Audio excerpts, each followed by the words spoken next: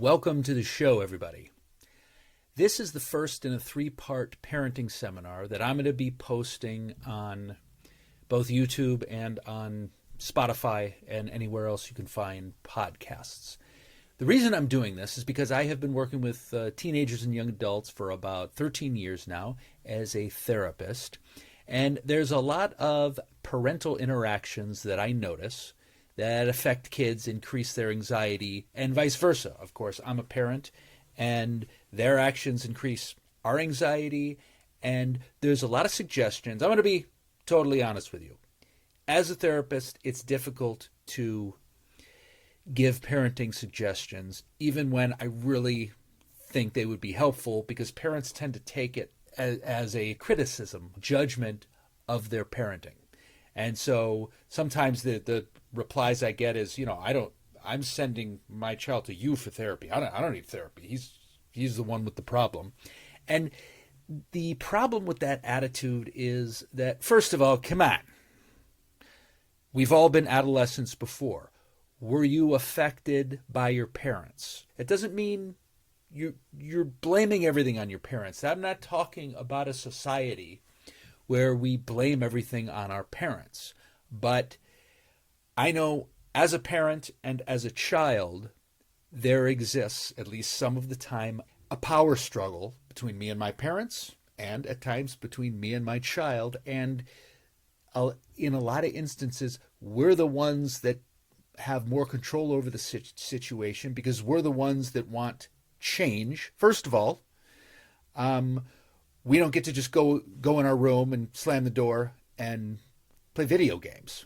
Okay? We want change, and we have the developed brain, and there's a lot of things that we can do or not do. And that's the key. There's so much we can not do in order to build a positive relationship with our teenagers and connect with them the best we can. We're going to talk more about not doing things than doing things, not reacting, not lecturing, not judging, because teenagers are in a developmental stage where they're becoming their own people. They are building autonomy in terms of their individuality and personality. And I have to reinforce the fact that that's really, really true, and it's really, really important. And we have to parent with that in mind to some extent, that they're becoming their own people. And when we judge them, adolescence is emotions first, it's going to get emotional. And we're going to talk about the fact that when it gets emotional enough, it's not productive. It's a power struggle. So, in terms of a topic, we're going to talk today about values versus feelings and anxiety. First, I want to tell you a story, which is it's a story about a made-up teenager, that it's kind of an amalgam of a lot of teenagery issues put into this one story. I tell every client this story when we start treatment in order to just contextualize the work we're going to be doing. And so some of you might relate to this individually or for your kids or not, but it's relatable in some way. So here we go. This is the story of Rowan. Okay, Rowan is, we'll say 12 years old, and he loves to draw flowers, to draw and paint flowers. It's just been his passion since he was a kid. He loves the bright colors, and he loves the beauty of it. And all his life, he's painted flowers and created art, and he's gotten support from it. His parents think it's wonderful, and his friends think it's wonderful, and there's a robust art program at the school he's going to, and it's a way for him to connect with others. He gives Valentine's Day and presents on other holidays of all the bright colors, and he's got a reputation for it, and it's great. He's just effortlessly a happy-go-lucky kid. Now, one day, Rowan moves to a different state, different school, for adult reasons. Let's say his mom got transferred to a new job, and he had to move. Now his parents aren't worried. Rowan is such a likable kid, right? And he goes to a new school. And this is different, as are new schools. It's different, kind of different culture, different environment. He was on the West Coast, now he's in the Midwest. And somehow his paintings and art aren't as appreciated. People aren't that into it. He tries to give a couple of other kids a present, and it's kind of he's made fun of. The art program isn't as robust, and so it's harder for him to fit in. And Rowan notices that there seems to be two cliques at this school. There seems to be kind of the bullies and the troublemakers, and then the victims of the bullies and the troublemakers. It's just sort of those two camps. And Rowan finds that he kind of gets along well with the bullies and troublemakers because they tease him and he doesn't really react, and he laughs it off. And so he finds a little bit of a home with these bullies. He feels lonely. Poor Rowan. This is a made-up story. It gets me every time. At least he's got kids to hang out with. And then Rowan finds that if he takes part in a little bullying, his friends like him even more. And so he starts to bully other kids. And he's getting praise. And these kids have kind of taken little Rowan under their bully wing. And the more he does it, the more positive reinforcement he gets. And then one day, Rowan goes a little too far and he spreads a rumor about another kid. And suddenly, he gets called to the office. Rowan's parents get called. The victim's parents get called. And he is suspended until further notice. And as Rowan is sitting in the office, he notices the kid that he bullied, and he sees the humiliation in his face, kind of a la Sporto and Breakfast Club. And just kind of hits him. I used to give pictures of flowers to kids. Now I'm bullying a kid. I'm terrorizing a kid. And how did I get to this place? And his parents feel the same way. Rowan? A bully? Spreading rumors? And it's about, at this time, I pause, and again, I tell this to all of my young clients, and I ask this. I said, what's going to happen with Rowan, you think, at this point? And let me ask you that. How's it looking for Rowan? What's going to happen? A lot of my clients say things like, and I forgot to add, during this ordeal, Rowan's friends are encouraging him to keep going. Don't even listen to the vice principal. She's an idiot anyway. Keep bullying, man. We got your back, bro. So most of my clients say he's probably going to do it for longer till he gets in even more trouble. He's probably going to get transferred to another school. And it's just not looking great for Rowan. And my next question is, after all that's happened to Rowan, all of these circumstances, what's the one thing that we know about him, about his character, that we can say unequivocally? It's a little bit of a trick question. You probably got it. And the answer is, he loves flowers and he loves art.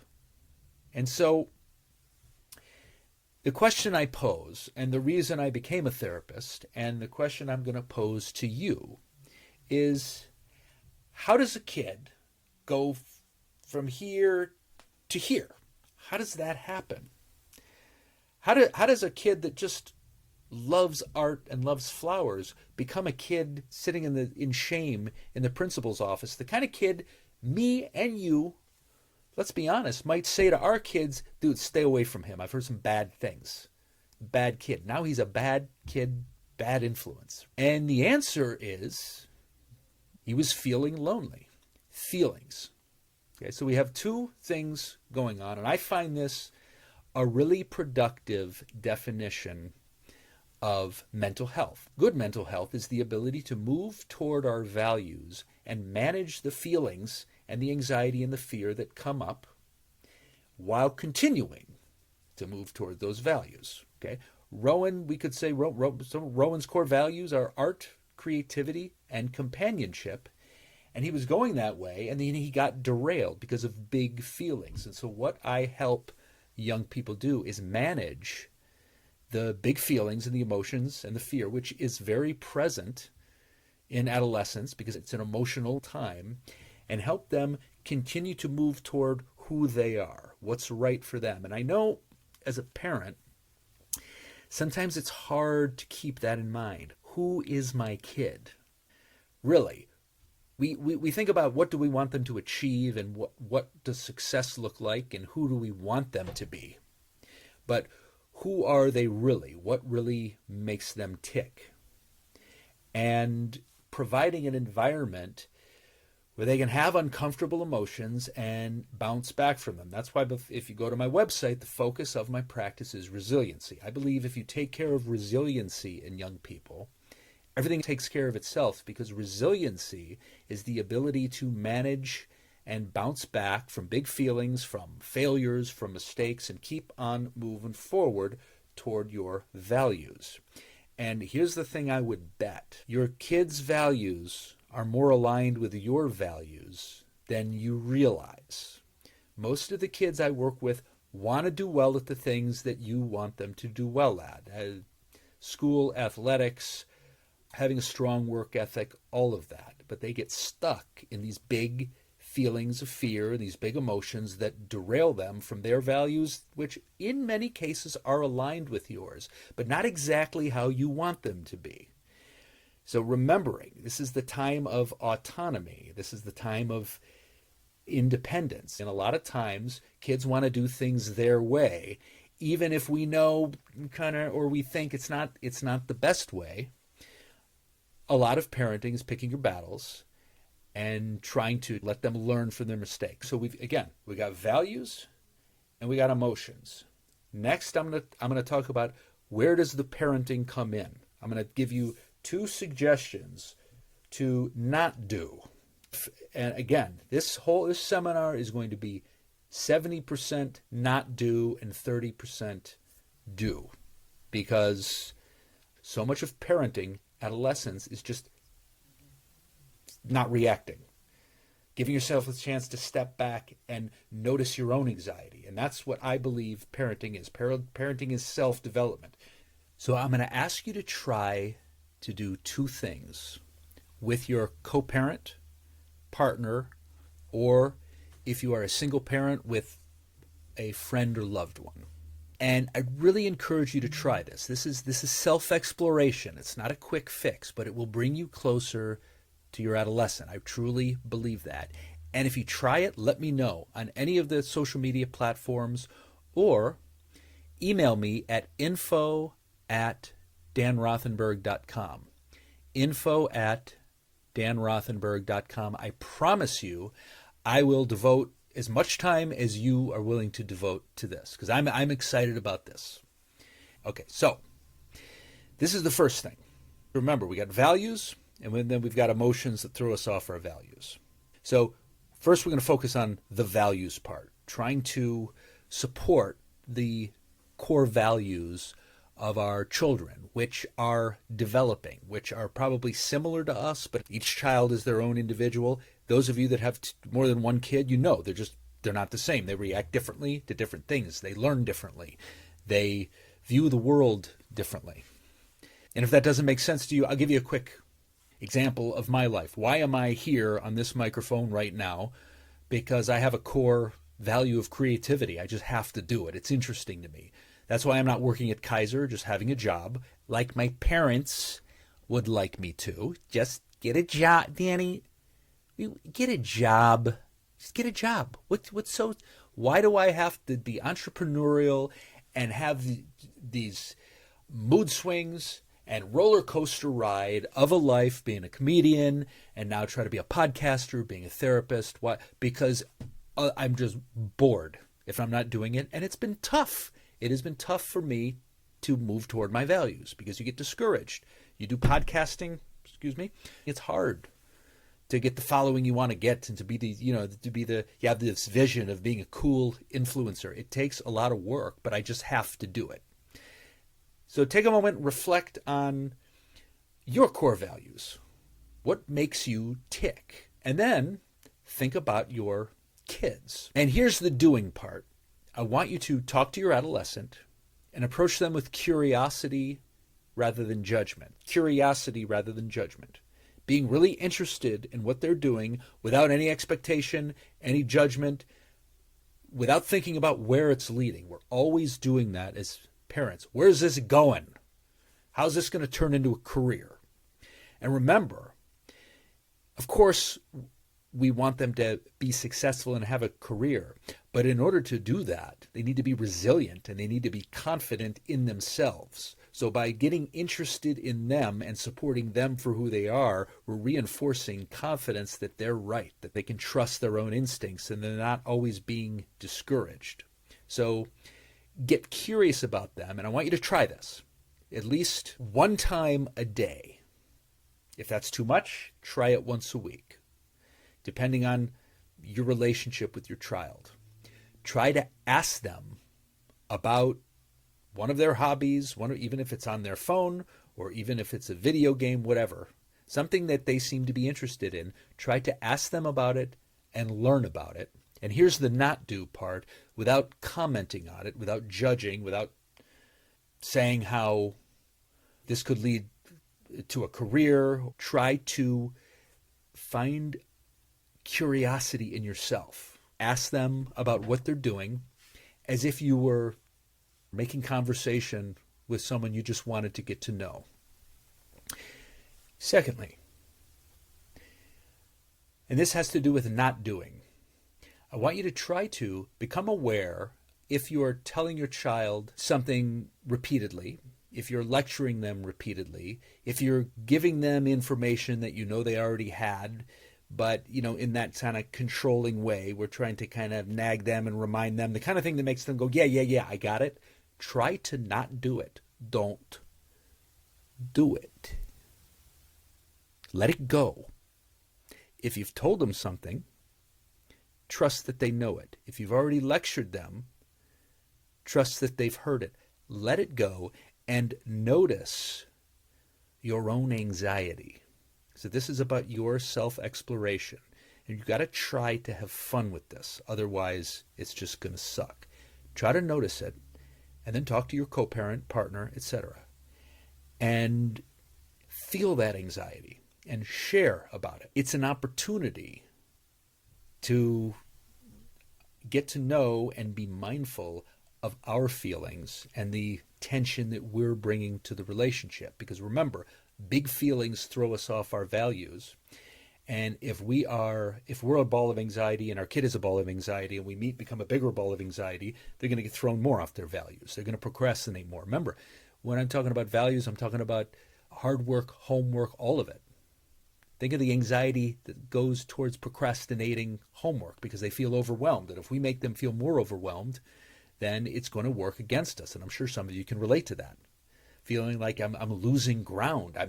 I'm speaking words and it's just not helping. This is really for you, and I've been there. I'm going to give you a quick example of not doing something. Just recently, I have a 14-year-old. He's a really gifted cross-country runner, and I'm really excited for him to run cross-country in high school. He's also got other interests, costuming, cosplay, which I'm also excited about. But I have to admit, I love the cross-country scene. I didn't know that my son was an athlete, and suddenly he's an athlete. I love going to the matches. I love seeing him excel. It's so awesome. Do you see how excited I am? Okay? But this is my excitement, not necessarily his. Just seeing him kind of get his game face on and get competitive really was a thrill to me. So I was talking to him. We were talking about the upcoming summer. And he was saying, I'm going to do another contest in Comic-Con. That's the cosplay thing. And he said, I'm going to be doing my costume. And I threw out there, and you're probably going to start to do some serious training for cross country because it's high school next year. And he kind of goes, yeah. And I said, are you going to run cross country in high school? And he goes, maybe. And my heart broke a little bit. And my anxiety instantly wanted to fix this. Now, you should run cross country and blah, blah, blah, blah, blah, blah, blah. And here's the thing. It's not that I don't have the right as a parent to maybe have a conversation about it, but I knew in my heart, first of all, it is ultimately up to him in our household. Secondly, he's just giving himself a little space. He just wants room to make the decision on his own. So it's easy for him to say, maybe. And I just left it. And it's really hard. But in that moment, it wasn't time. He hasn't even decided where he's going to high school yet. It wasn't time. So, and I can feel the anxiety right now. I can feel it in my hands. I can feel it in my body. So I want you try to notice that. When you know you're about to say that thing, you've already said it. It's going in one ear and out the other. It's not necessary. Let it go. Try to let it go. Notice what goes on in your mind and in your body and talk about it with your partner. So it's doing and not doing. Good luck. Parenting is hard. I praise you. Namaste. The light in me shines to however that goes. I'll see you next time.